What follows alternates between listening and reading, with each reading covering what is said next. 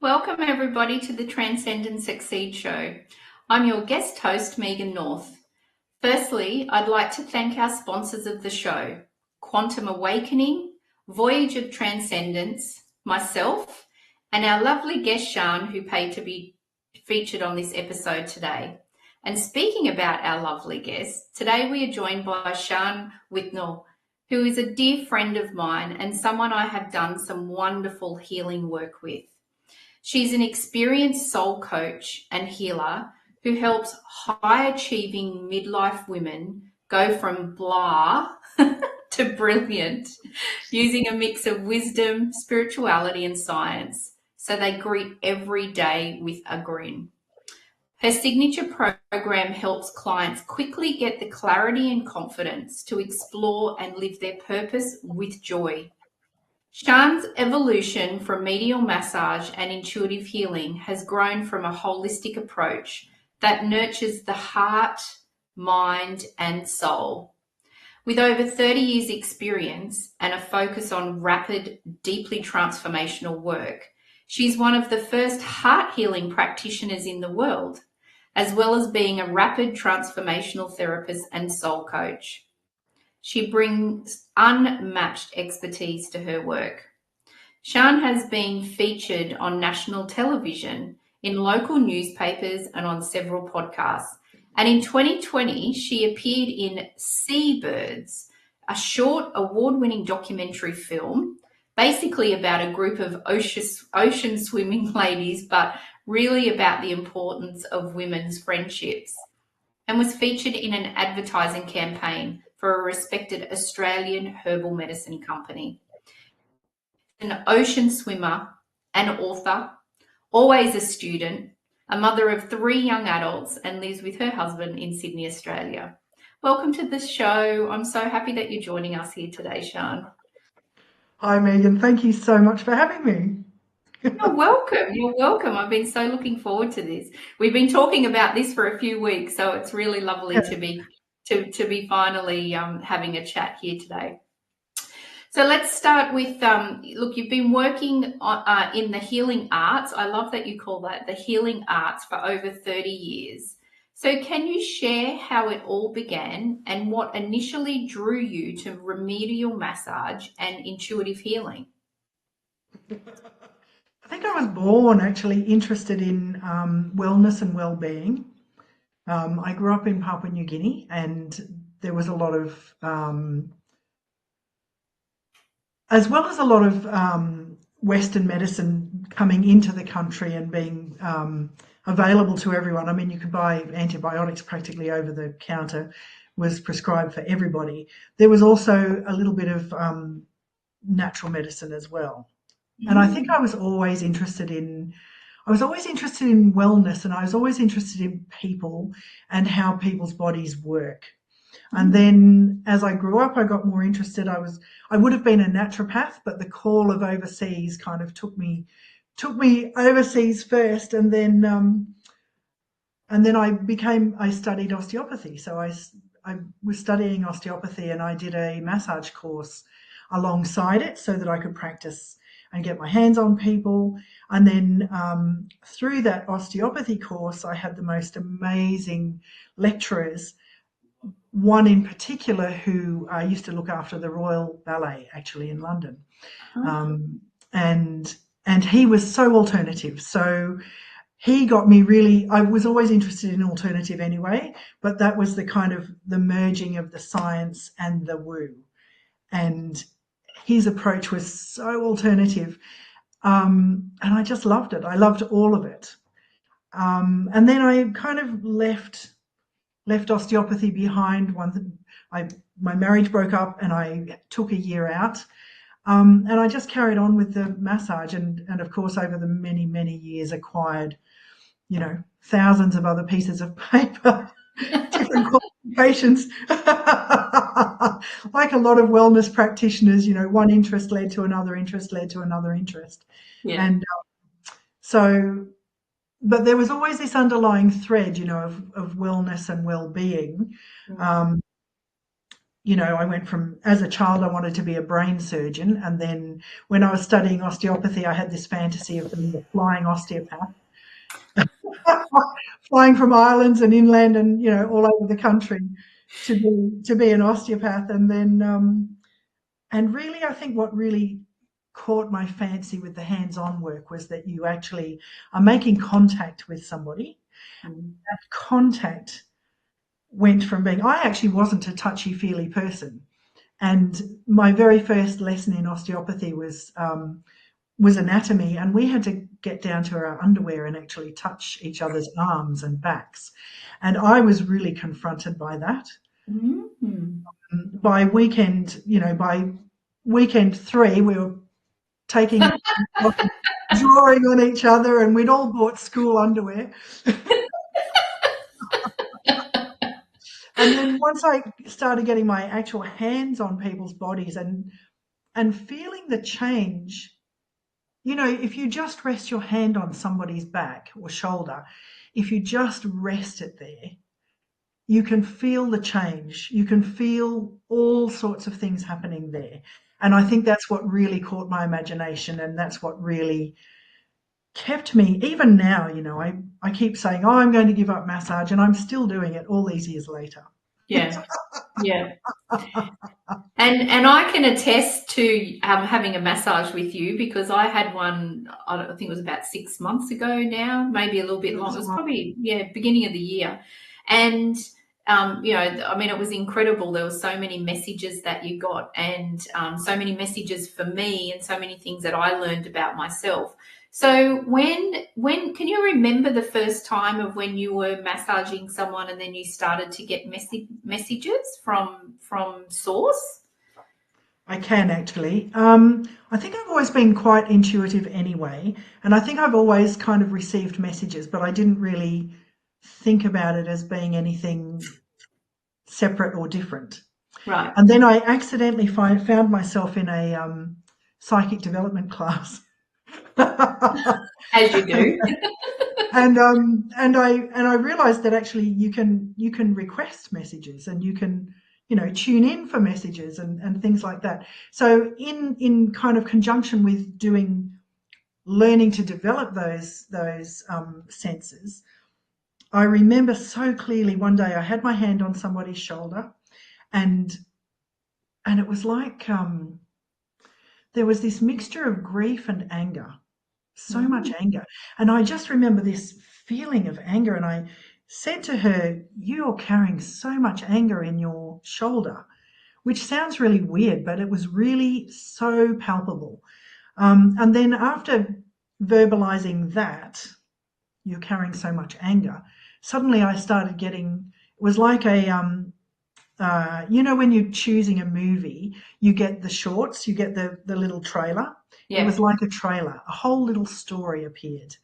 And then over time, I realized that sometimes I get the trailer, sometimes I just get words, or I get images, I might get a collage. Sometimes I just have a knowing.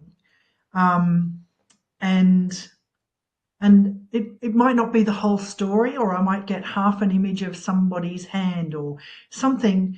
And most of the time it's completely random to me. It doesn't make any sense at all. But when I say something to the client, does this make any sense to you? Or I'm being shown this, they go, oh my God, and a story unfolds. Or, And it might not be me telling the story. I might just get a couple of little things, and then that will unlock a whole story for them, or unlock a whole realization. Often it's a kind of understanding of what's been going on for them. Wow. Yeah. Incredible. And isn't it interesting too? Because I remember some of the stuff that we were talking about. Sometimes when you're in that state of full surrender, you know, you were just giving me a remedial massage, but then things were coming up. It's really interesting when something comes left field because you're not expecting it, but it's almost like you unlock that moment of actually this is something that you needed to hear at this time, or you're coming from a different angle, in the sense of, you know, I'm getting out of my head and just dropping into my heart because I'm there having a massage, and you're giving it a different perspective. Yeah, really interesting. Yeah. So hands-on healing to clinical hypnotherapy is a significant shift. So like, really? I mean, so what prompted this evolution, and how has it changed the way that you work with clients now? Well, I kind of did the whole, somatic kind of manual therapy thing, the mechanical, let's see what's out of balance, what's out of alignment, and correct it.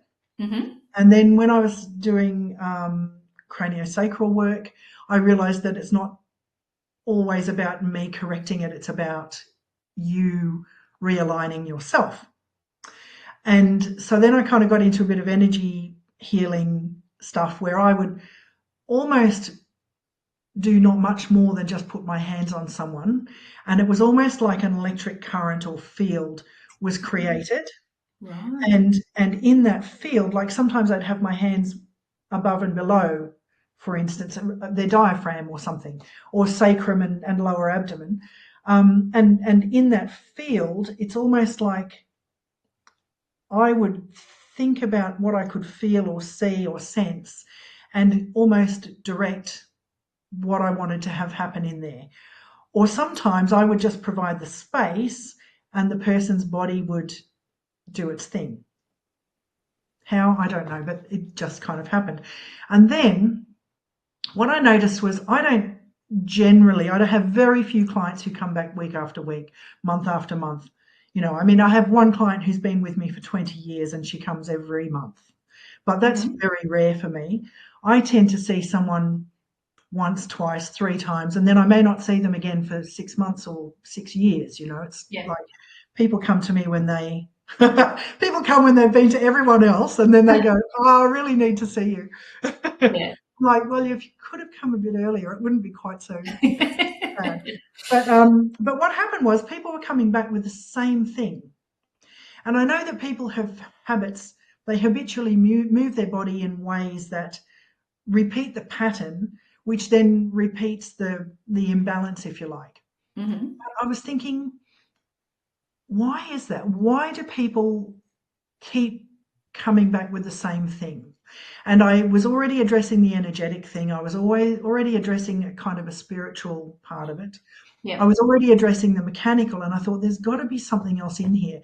And although I'm interested in health and well-being, I didn't really want to get into supplements, and I got into essential oils and stuff like that, but not in a huge way. Yeah. I thought the thing that I'm really missing is the mind. Mm. So I'd always been interested in hypnotherapy. I mean, when I was studying osteopathy, I used to listen to, was it Paul McKenna? I used to listen to his cassette tapes. Oh, wow. So instead of studying, I would listen to him telling me that I had an amazing memory. Right. So I thought, well, hypnotherapy, maybe that's the thing. And then I came across a Mind Valley. I saw Marissa Peer talking on Mind Valley, and then she offered like an online course thing, and I signed up for that, and I thought, oh, this is it. So it wasn't just you kind of think of classical hypnotherapy as being like giving up smoking or for phobias or losing weight or that kind of thing. Yeah. But it traditionally has been approached kind of like, it's going to be 6 sessions or 10 sessions, or you have to come every week for a year or however it was. And with the RTT, it was really about finding the root cause. So I decided then, if she ever does a course, like an online course, I will do it. And in 2016, she did. And I was one of the very first course. She called us all the pioneers. That was her very first online course. I signed up for it. And it was all about finding the root cause and changing the belief and the behavior. And Right. and I thought, right, this is it. This is the key. And I mean, at the time as well, they were also selling it as, one session will cure everything, was kind of the sales pitch. Sometimes, to be honest, sometimes it is true. One session does cure everything, but more often than not, it needs other stuff around it. Or as you know, in any kind of personal development, you frequently come back to the same issue from a different angle or a different perspective or something. So I did the rapid transformational therapy, the RTT, for a few years, and then I discovered it's kind of like an evolution, but a step sideways into the heart healing, which really fitted in with my kind of spiritual values and beliefs and thinking, and that kind of whole kind of, it really encourages using your intuition, and it really, and I thought it was much gentler too.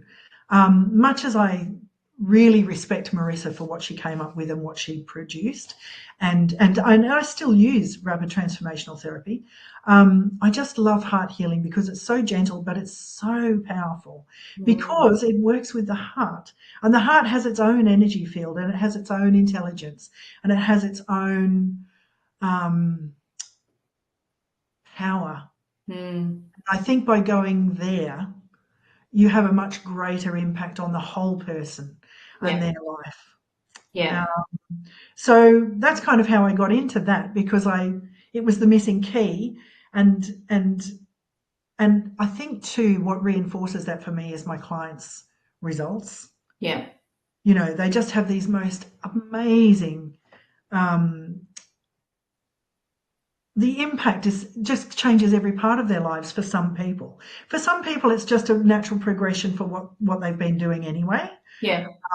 But for some people, it completely turns their life around, and it's so not only validating, but it's so exciting to see someone go from, I don't know what to do, and all the angst and anxiety, to go from that to being out there and being confident and being clear and having their whole life go the way they want it to go. It's just so rewarding. And I think that that's one of the things that I love about what you offer, is because there's so many, you have explored so many different avenues that actually, using your intuition, you can tune into a client and think, actually the rapid therapy wouldn't work with them, but the heart therapy probably would, or actually we could do this or we could do that. Sometimes when you go to a certain healer and they just do the one thing, and then you think, okay, well, yep, all right, they've done that, but actually going to, doing work with you, you can sort of decide, or do you need a little bit of this and a little bit of this and a little bit of this, and you can combine it all. So I think that, your everlasting journey of always learning, I actually think is a benefit to your clients, because there's so many different things that you can offer. I know, and it makes it so interesting. I think that's why I never got bored with it. Because it's like a recipe. What can we put in today? And I think that's what makes every single session is different. Because you don't know what's going to come up for the client. I don't know what's going to drop in. What should we try today? And sometimes, we do some really, really out there stuff, and sometimes it's just really ordinary stuff, but it's really, it's fun. I love that. Oh my gosh, there's so much more to explore, but we are just going to take a couple of minutes break to hear from our amazing sponsors of the show, and we will continue this conversation in the next couple of minutes. So thank you.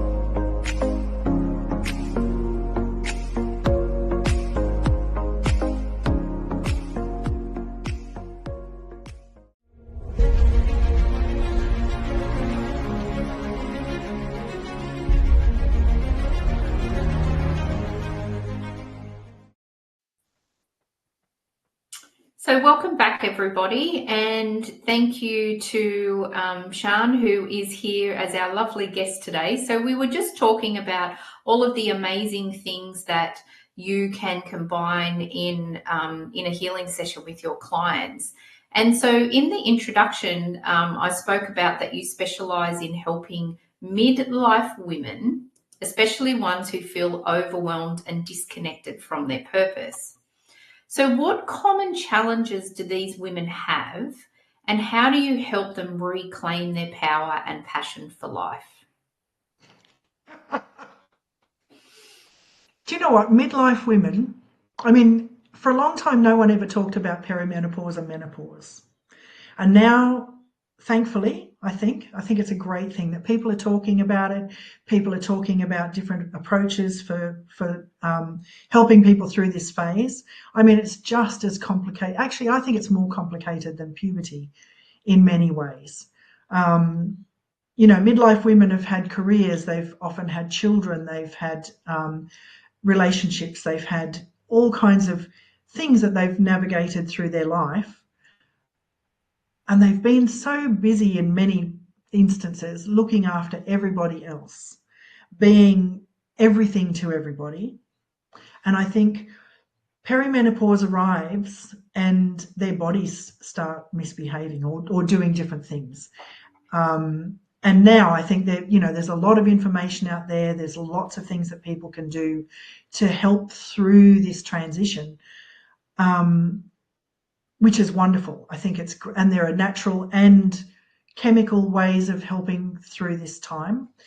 But a lot of people aren't really addressing what's happening in their minds and in their emotions. So their bodies, you know, the body holds everything that's been going on in your life. The body keeps the score, if you like. But it's such a time of change. Women's bodies change so much in this period of time that can extend for, you know, way past 10 years. It's not just one day that menopause happens. It's all the things leading up to it and all the things after it, I think. And, you know, it's a time when often children are leaving home, or these days often they're staying at home, but there's a change in relationship as they become adults. and they're going out to work and living their own lives and navigating that change. There's often people's relationship with their intimate partner changes because the dynamics of everything have been shifting. Maybe at this time their career, maybe they've been made redundant. Maybe they're looking at their life and going, what actually do I want? You know, I've been looking after everyone else for all these years. What do I want? And I found myself in that position. You know, somebody said, what do you really want to do? And I was like, I don't know. What do I want? And, you know, that's quite a journey to work out what it is that what you want. So what I found was a lot of women at this time in their lives have a lot of confusion, a lot of, as well as the kind of chemical brain fog that's going on, there's a lot of, you know, I don't know what I want and I've got all these options, or maybe I don't have any options. You know, I mean, the fastest growing demographic at the moment is women in their 50s becoming homeless. You know, so all those options suddenly are taken away. You know, the life they thought they were going to have is taken away. You know, they're splitting up with their partner maybe, and maybe they don't have the big house anymore, or maybe they're choosing to downsize into something much smaller. You know, there's all this stuff going on, and often a lot of stuff that happens is very reactive. Something happens, so they react. Something else happens, so they react. And a lot of women come to me and they're kind of like, it's my time. You know, this is my time. I've looked after everyone else in my family. I've looked after, often at this age, these days, we're also caring for aging parents. You know, so there's so much going on. And then people are going, well, this is my time, and what do I really want? How do I go about getting it? And how do I put those things in action? Or what I find is people who've got their own businesses often at this time of life, all of this body stuff going on, all of the family or life stuff is going on, and their business, they're thinking, well, you know, I want my business to grow. How do I make that happen? Because I'm stuck in all this other stuff. Yeah.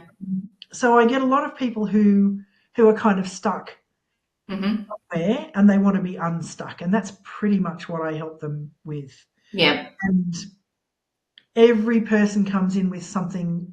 Their specifics are different, but often the general kind of presentation is similar. Right. You know, I want to lose weight. They'll come in and say, I keep procrastinating and I can't get anything done and I can't make up my mind, blah, blah. Or they'll come in and they go, I want to look after my body. I want to lose weight. I want to feel good and healthy and strong. I want to be strong going into my, 80s. I want to be able to pick up my grandchildren when I have them, those kinds of things. So they come in with quite, sometimes quite diverse, this is what I want. But it often boils down to what's really interesting, I've discovered over working with hundreds and hundreds of women, is what sits underneath it often is understanding. No, actually, it's kind of like a feeling not worthy or not deserving or not loving themselves. So in the end, it comes down to really feeling good enough, feeling deserving enough, worthy enough, feeling like they deserve the things that they then have the power and confidence to want or to go after. Yeah. I don't know if I've explained that very well, but anyway. Yeah. So when you're thinking of that, so when you've got all these clients coming in and, with your background of so many different things that you can offer, how do you integrate then the science, the spirituality, and then the intuition in your practice? And why do you believe that this combination is so powerful for healing? I think, as a society, we rely really heavily on science. But how often do we say, oh, they've finally proved something that we've actually known for a long time? So I think it's great. Science is fantastic, and it kind of gives us evidence and it gives us new ideas and new ways of thinking of things. Yeah. But the kind of woo, if you like, for instance, a lot of people still think that acupuncture is a bit woo, and it's been around for thousands of years. Yeah. And I truly believe that if something had been around for that long, Yeah. there is a fundamental reason why, and that's because it works. Yeah. And so I think that marriage of the science and the woo is quite a sensible, common sense approach, Yeah. actually. Yeah. The spiritual, I think we kind of have lost, unless you're kind of religious and you go to church and you do all of that. I think a lot of us think that spiritual is religion, but Mm. actually, I think spiritual really is all of us have a little piece of God. All of us have a little piece of magic and stardust inside us, and I think it's a fundamental human being or need or something to connect, that source connection. Yeah. And I think that if we try to exclude that, we're excluding a big part of the puzzle. So Mm. if we can bring that into the session, I think that helps people plug into their own source Mm. connection, which will only strengthen whatever's going on. Yeah. Yeah. Um, It sounds to me like it is true holistic then, isn't it? Because you're combining the science and then you're combining the spirituality and then you're combining the intuition and all of that sort of thing. That to me means holistic because you're mm, actually using all parts of everything to work absolutely. with your clients. Yeah. Mm, Yeah. mm. Beautiful. I love that. And so your work, and I mean, I've worked with you, so I know this statement is true that it's your work has been described as transformational. So, can you share a memorable client story that illustrates the kind of change that you facilitate? Oh, wow. So many. Do you know, I thought I should really have a story prepared and I didn't.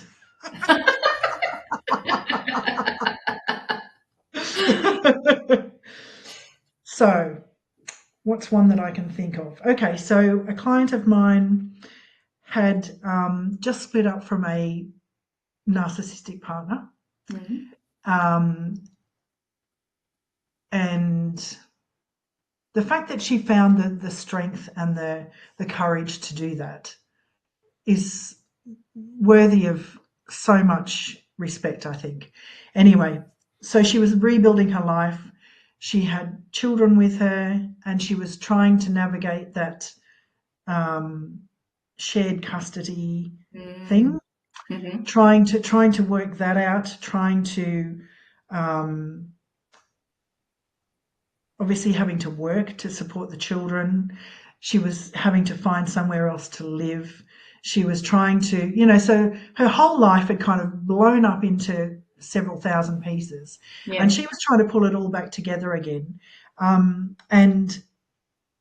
And really, I think more than anything, she just wanted some help to get some clarity around what she really wanted to do next, but also the courage to do it Mhm. and the confidence to go out and go after what she wanted. So while we were working together, she kind of knew that she wanted to get some hobbies for herself Mhm. because she hadn't been allowed to have hobbies for a long time. Right. She also kind of knew that the work her workplace was quite a toxic environment, Mhm. and she knew that she wanted to, and it was also inconvenient because she had to pick her kids up from school, and where she was working was too far away to do that. Right. So she knew that she wanted to get a new job, but she didn't really know what it was that she wanted to do. But apart from that, she wasn't sure that having had years of being told she was stupid and incompetent and unable to do things, couldn't be trusted, all the whole story. She didn't she didn't feel confident in applying for work Of in jobs course. because, she felt like she wasn't worthy, wasn't deserving, wasn't able to do the work. Um, so there were all these things going on. It was really quite a complex situation. Mm. And while we were working together, I mean, it was almost magical. She And things started, synchronicity. Once you kind of tap into source, things just kind of happen and they fall into place, don't they? So while we were working Yep. together, an opportunity for a new job came very close. So she could pick her kids up from school, I think 3 afternoons Wow. easily. Like she was 10 minutes away. And she kind of went, I'm going to apply for this job. She was really nervous. She applied for the job and she got it. So there was another reinforcement that, she Yep. was worthy, that her confidence was, growing. Yep. She managed to negotiate with her ex how they were going to split the child, um, how they were going to, who was going to have not possession, but who the children were going to live with and how that was going to work. Yep. So she managed to negotiate that. Even though it's still difficult, she managed to pull herself out of that, engaging with the abusive behaviour. She managed to get to a point where she would say, these are the boundaries, this is where it's at, and has been able to maintain those boundaries. Wow. And so that's flowing pretty smoothly too now. Mm. She picked up a hobby, so she started singing. She's wanted to sing for years. Wow. So she's now found a group where she can sing. What else is she doing? Just all these things started happening, but as each thing happened, you could see her confidence grow. Mm. She got taller, she got more upright, she got more, her face. I mean, she looks younger, she looks 10 years younger, but she's just smiles so much now. Her whole face is glowing. Beautiful. But you know what else has happened? Her children, who had been treating her kind of the way her ex-partner had been, they've got an amazing relationship now. And Mm. she enjoys spending time with them now. I mean, she Mm. loved them fiercely. She wasn't going to, leave them or anything, but they had quite a strange relationship. Now Yep. they do things together. They have fun. They laugh together. They go out together. They help around the house. And they spontaneously decide they're going to cook dinner or something. And so all these things are happening. And then, kind of as a result of that, her social life's picked up. Mm-hmm. So from being almost a recluse, stuck at home looking after the children, she's now got a social life and she's now got some actual girlfriends that she can go and do things with that she hasn't been able to do for years. So this kind of knock-on effect of all these things happening, Yeah. watching this happen. And I mean, when I was working with her, the last thing in the world she wanted was a new relationship. And it wouldn't surprise me at all if sometime over the next year or two, maybe there'll be a new relationship. But whether there is or not, she is so in love with herself now Yeah. Yeah. and so, strong in herself. She has so much self-belief now Yeah. that she's like a whole different person. Wow. That is so beautiful. How extraordinary. That's And it's so beautiful. exciting. Yeah. Yeah, Mm. absolutely. And isn't it interesting, because I think one of the things that I often have a bit of a joke about is it's incredible when we do the work on ourselves, then it has this ripple effect. So often we will look at someone else and think, I wish that they would change. I wish that they would do the work on themselves. But if we do the work on ourselves, even around that, it naturally has a ripple effect. It does. It just ripples out to everybody. Does, and it's incredible. So, for her, she could have sat there and thought, my children are treating me like my ex-husband and putting it on them that, they need to do the work. But because she was doing the work on herself, then naturally that shift happens because she's now loving herself, she's respecting herself, she's putting boundaries in place. And of course, then the energy shifts in the house and the kids pick up on that as well. Absolutely. And the Yeah, other thing is she's role modeling for them yeah, how to be. yeah, yeah. That's Particularly her daughter, her daughter's watching all of this and mm, seeing what's going on. And yeah, I mean, the main reason that she split with the the partner was because she didn't want her daughter to end up in that situation. Yeah, wow. So it is really role modeling, isn't it? So, Shan, I believe that you've got a offer for our guests. I was going to say our guests. I believe that you've got an offer for our audience today. What was that you would like to share with everybody? Well, I've created a little 5-day self-study course, if you like. Well, it's not really a course, but anyway, it's a reignite your inner spark. So Fantastic. it's something that they can do on their own. It's daily little visualizations, hypnotherapy tracks to listen to, and simple, easy, pretty much guaranteed by the end of the 5 days, they'll be on their way. Fantastic, wonderful. And so for all our audience, there's the QR code there, so you can just click on that QR code and you'll get access to this gift. So thank you for that for our audience. So Shan, what's next for you? Because in your intro, again, I said that you're on this continual learning journey, and it seems like that you pick up lots of things on the way. So how do you continue to evolve and stay at the forefront of the healing arts? Well, I have a couple of things kind of semi lined up. Um, the heart healing training that I did, there's another level that goes into past lives and quantum healing and all of that stuff. So, of course, having had several people spontaneously go into past lives and having done some past life training in the past, that's an interest. Mm-hmm. Of course. And also, because I'm really focusing on women and particularly midlife women, um, the way you do coaching with women, I think, is very different to the way you do coaching with men. And so I'm going to explore that a little bit more about how coaching women, how we can be more effective and more help women get better results with not just the healing of their past and trauma and childhood and all of that stuff, but in moving forward, once they've got the clarity and confidence to do things, how to coach women in particular to get the results that they dream of, to get the things that they want to do. So that's a couple of things on my next to-do list. Right. So it's a watch this space situation. Absolutely, it's a constantly evolving thing. But I think that that's lovely because I think that, the more that you can offer, then the more then I think that you can uh, give your clients a bigger opportunity to really touch on so many areas and aspects of the healing and of their transformation. Mm, mm. Yeah, lovely. I love it. Look, I mean, we could speak for hours and hours, you and I, and we often do actually. I know.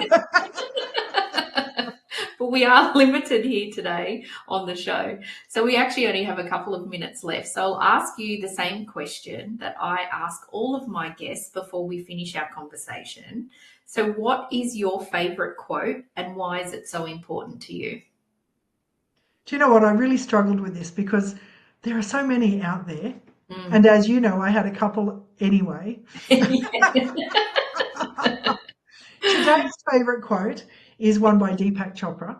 Mm-hmm. You must find the place inside yourself where nothing is impossible. And I love that because I think we place so many limitations on ourselves. Everybody does, men and women do, but I think women in particular, we put our own glass ceilings on. And I think if we can find that place where nothing is impossible, where we can dream those big dreams, where we can, and it's not to say that you have to be a multimillionaire or you have to grow your business to be, some big corporation or anything. Your success might be being able to go to the beach every day. Yeah. It might be having the time, making the time to meditate every day. Everybody's success is different, but how many times have you said, I haven't got time, I can't do that, So I think if you can find that little place where nothing's impossible, you can dream the dream and you can create it. Yeah, I love that. I love that.